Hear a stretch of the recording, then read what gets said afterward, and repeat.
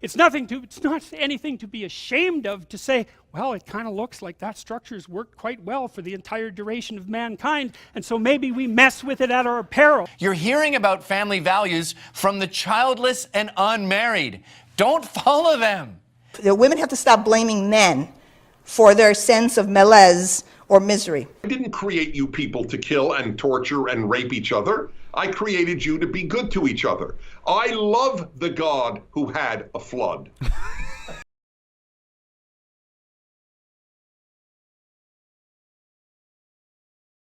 Alright, so I thought I was done with the abortion topic today, already uploaded the other video, and then I go through Twitter, a place where all hellish things are found, and I came across a post by The Blaze, Glenn Beck's program, and learned about an abortion doctor who had recently passed away on the 3rd of this month, and his family's lawyer discovered that the abortion doctor, who had been out of practice for the last couple of years, he was had his medical license suspended for not reporting in 2013, I believe, 2013, 2012.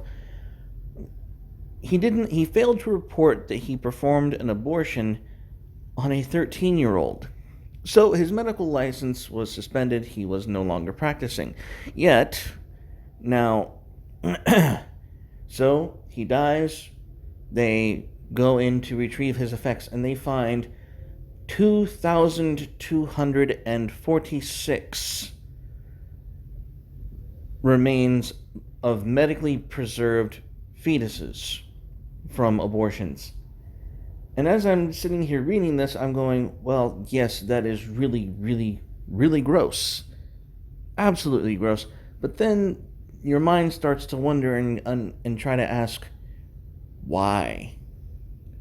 You know, most abortion clinics, most facilities have to get rid of their biohazardous waste. They have to put it through a processing plant of some sort to make sure that it's properly disposed of, because it's biohazardous. It's still, human tissue. And so you have to stop and ask yourself, why were these things not disposed of? Did he like looking at them? Was this a fetish for him? And then there's the other question of, now they say in the article that it did not appear that they had been gathered at his home. Well, thank God for small miracles. But you still have the question of, why do they exist? Why are they here? And, when did he acquire them is another important question of, why do you medically preserve 2,246 fetal remains? There's almost no need and no purpose for that many. I mean, if you wanted a specimen of a certain part or certain phase of development, you can call it, I guess you could study it or, save one in particular for the best, but 2,246 specimens of medically preserved fetal remains. I mean, just let that sink in and then ask yourself, fucking why? Fucking why? Why do you need... okay, you save a few fetal remains for posterity, I suppose, for those in the craft, as one might call it. But why do you need that many? Like, seriously, this is on par with some, like, Dexter trophy-like shit. Like, this guy did not need all of these remains for the sake of science. That's not how this shit works. This guy was obviously using it as a form of... It's a fetish. It's a trophy.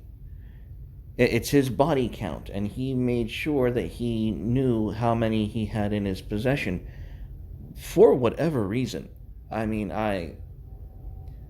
to let you come to your own conclusions on this, but really, let it sink in. 2,246 medically preserved fetal remains at the abortion doctor's home found after he passed. Just let your imagination run wild with this one.